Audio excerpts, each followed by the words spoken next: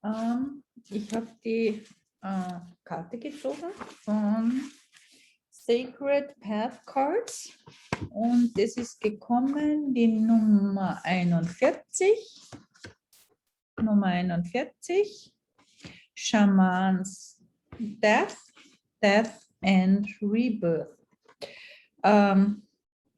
Grandfather, I do ask for death, for the parts of me that will not hear or speak the truth, which are too blind to see.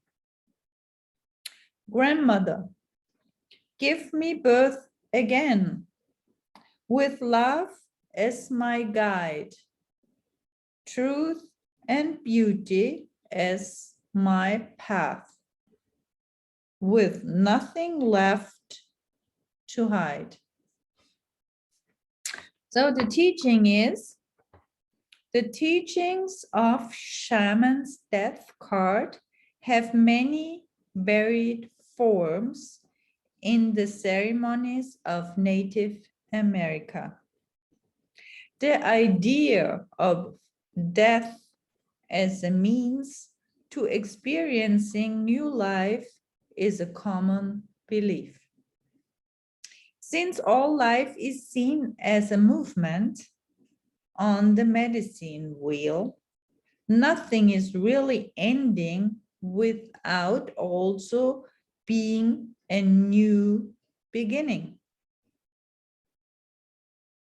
The wheel of life contains many spokes that mark the life lessons and steps that every living creature will have to experience on the trail of physical life. These steps are called the Good Red Road and represent the spiral flow of life that comes to humans from great mystery. Native Americans have been taught that judging these steps another person must take in order to grow is foolish and unproductive.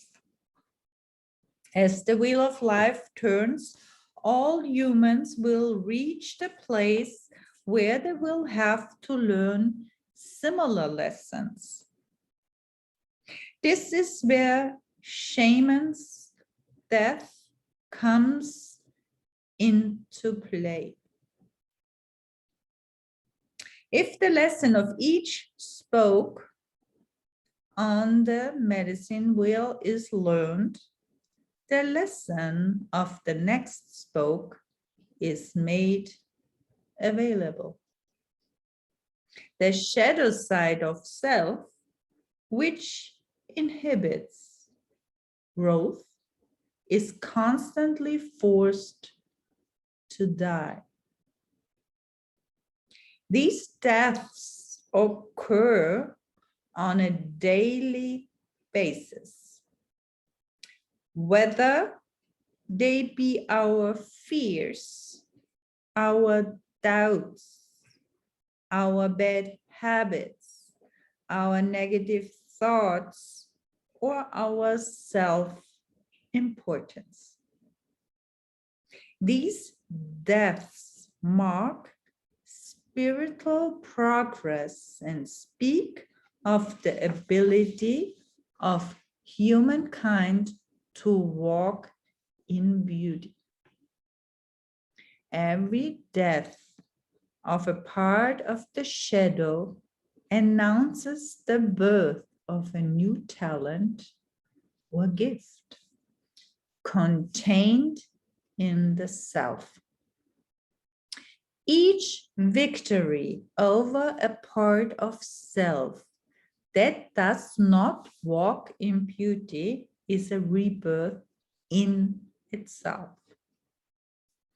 Every time a person reaches a crossroad and a decision must be made.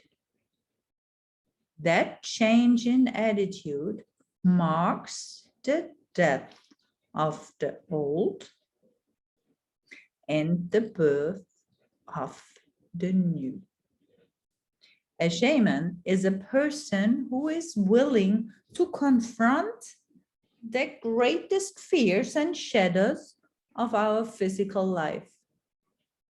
When I was working with Joaquin and the grandmothers in Mexico, I was taught the difference between a healer and the shaman.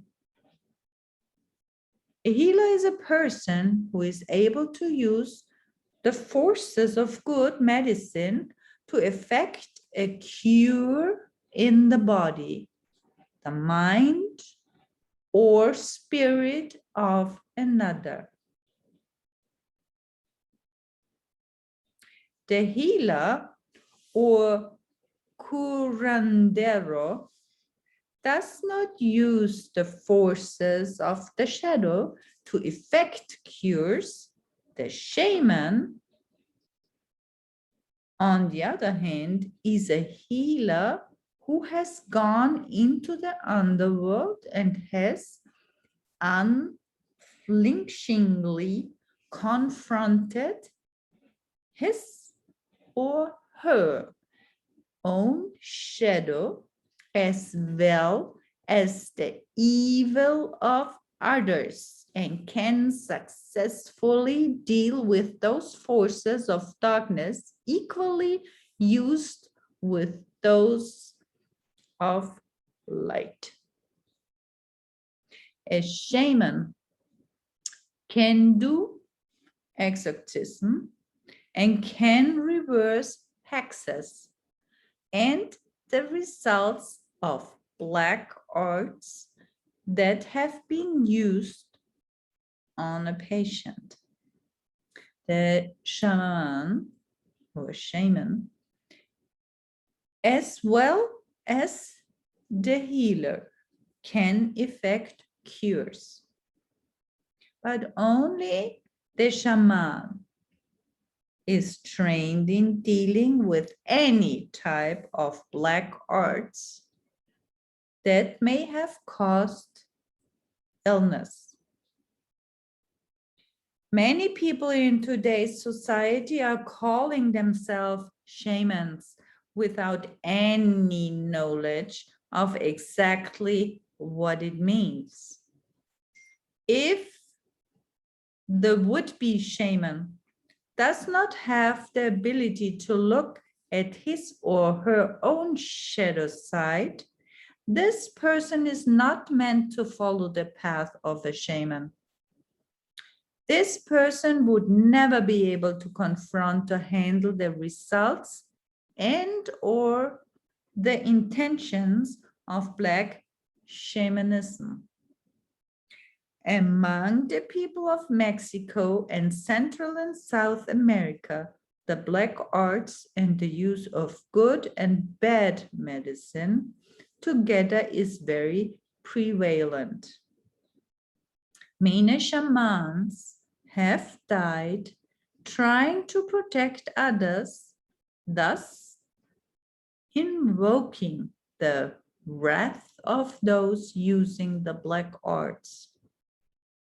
Although this type of bad medicine among shamans or shamans is not the prevalent north of the Mexican border, it does exist. True medicine people do not have to announce or brag that they are shamans or medicine people at all. They work quietly and with humility because they know their worth in the eyes of great mystery. The opinions of others do not change the sense of self held by a true healer or shaman. A shaman has walked up to the gates of his or her personal hell and then walked in. The self-created demons of fear, insanity, loneliness, self-importance, and addictions have been confronted and conquered by the shaman who has gone through the gamut of shaman's deaths. The quality that always shines in a true shaman is compassion for the paths that others must walk. This comes from the fact that the shaman has also walked through the underworld of the shadow and knows firsthand the pain involved in breaking the stranglehold of inner darkness. One such death or rebirth ritual is called the Night of Fear. This tradition is practiced by many North American tribes as a way to confront and conquer fear before going on a vision quest. The actual initiation involves going to a remote area and digging one's own grave. Then the seeker will lie in that grave alone all night. The opening to the grave is covered by a blanket. The sounds of the night and the nocturnal prowlers act as a catalyst that brings forth all of one's greatest imagined fears, so that they may be confronted. Since the person cannot see through the blanket, the sounds combined with imagination are his or her worst enemy.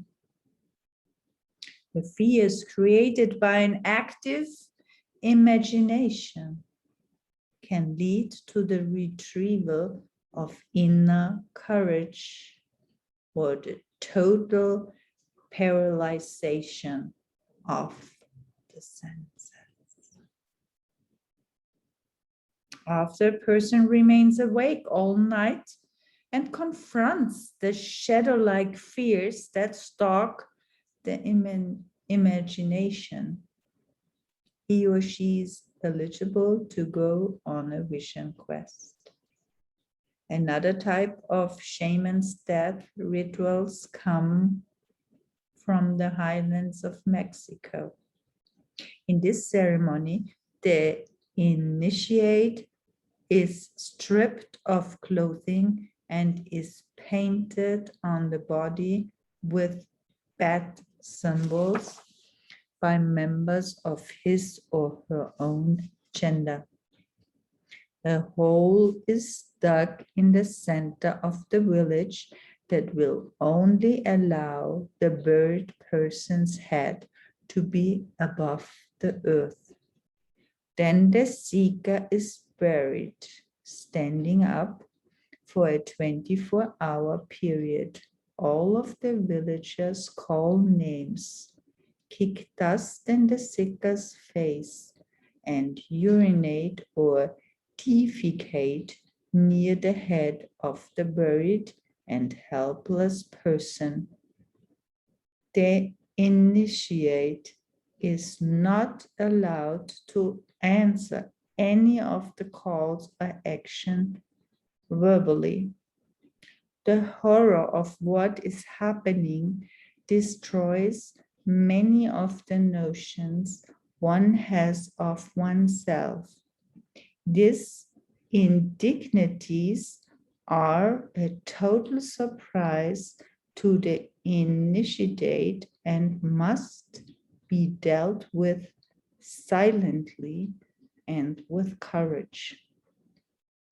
The initiation is never explained beforehand, except in the broadest terms. After the 24 hours ordeal, the initiate is removed from the hole and taken to a stream to be washed and perfumed. The members of the village dress the seeker and returned him or her to the village draped in flowers and a new white garment. The final surprise is a feast that is held in the honor of the bad god, who stayed with the seeker and assisted the rebirth. Those who fail are lifted from the earth and washed and then looked after until the shaman's illness leaves. This illness is a borderline insanity that has broken the will of the shaman and can split the personality. Some villages have one or two initiates who lost touch with reality during the process and are cared for as people touched by the gods. The value of these types of shamans' deaths is that when a person succeeds in coming through the fire of insanity, the mind is strong and cannot be thought adjusted by sorcery. Thought adjusting is a telepathic invasion into the minds of the unaware. It is an ancient technique that involves the use of adjusting the attitudes or ideas of others for means of controlling their reason. Many black shamans seek to drive white shamans to insanity through invading their dreamscapes or using fear tactics to make the victims go crazy. In this way, those who oppose the misuse of shamanism are removed from the game board. It is imperative for people studying to be shamans to study with a trained, tried, and true medicine person to unwittingly delve into shamanism without guidance, especially in those countries that regularly practice the dark arts, can be life-threatening. Shamanism is also the ability to commune with all spirits, dwelling on all levels of creation. When a person has this ability from an early age, it can be severely misunderstood. The natural shaman has usually had one or more major traumas between the ages of 1 and 7. These traumatic events cause a tear in the embryonic ego matrix that destroys the boundaries of the child. The sense of self and one's sacred space is torn open, and the communication between the self and other voices begins. A small child is not able to discern which voices are helpful and which are harmful, and therefore may react to the direction of harmful earthbound spirits. In severe cases where the child is constantly abused by adults around him or her, the child may develop schizophrenia or split personality syndromes. In modern cultures, the treatment of these symptoms is tragic. In Mexican tribal cultures, the child is taught how to eliminate the bad influences and accept the good ones that will lead to an adulthood as a gifted shaman. The series of shaman's death that must be conquered in the child's life is a natural path of discernment and strengthening of self. These inner battles are always fought with the assistance of trained healers and shamans of a tribe. The finest shamans in our world today are those healed healers who have walked the path of death and rebirth, destroying the shadows that have blocked their inner clarity. Once a person has experienced the hard-fought road to wellness, it becomes easy to assist others in doing the same. When a shaman can recognize the shadow inside the self, diagnosing similar darkness in others is possible.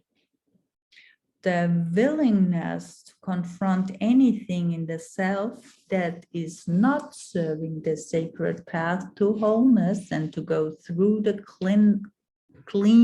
cleansing process of shaman's death is admirable. Shaman's death is not just for shamans. Every time anyone wishes to change old habits and begin life again in a new and more productive way, there's a shaman's death. If old corn stalks were not burned off and plowed under, the soil would not be fertilized and new corn could not grow the next year. That is the Mayan and Aztec symbol for rebirth. Bat hangs upside down in the cave, just as humans make ready for birth. Nestled upside down in their mother's wombs. The darkness of the cave is safe for Bat, just as the darkness of the womb is safe for unborn children. In leaving the womb or the cave, each person is forced to look at light and shadow. Then one must make the decision as to which of these sides of the self will allow further growth. The duality of the universe will evolve into the uniworld when each person is able to see both sides as equally contributing to the process of awareness. The shaman's death is one symbol of the growing understanding that leads to wholeness. And the application: in choosing the shaman's death card, you are being put on notice that the death cycle or ending is in progress. Before the rebirth can occur, the habit, the attitude, the relationship, or part of self that is dying must be looked at. Assist the process by consciously allowing the old to be removed. Let go and then make way for the new cycle of life to take hold. Remember that you are creating fertile ground for new adventures when you are willing to let your old identities die. The rebirth cycle is always full of promise and growth when you allow the old pattern to die with dignity.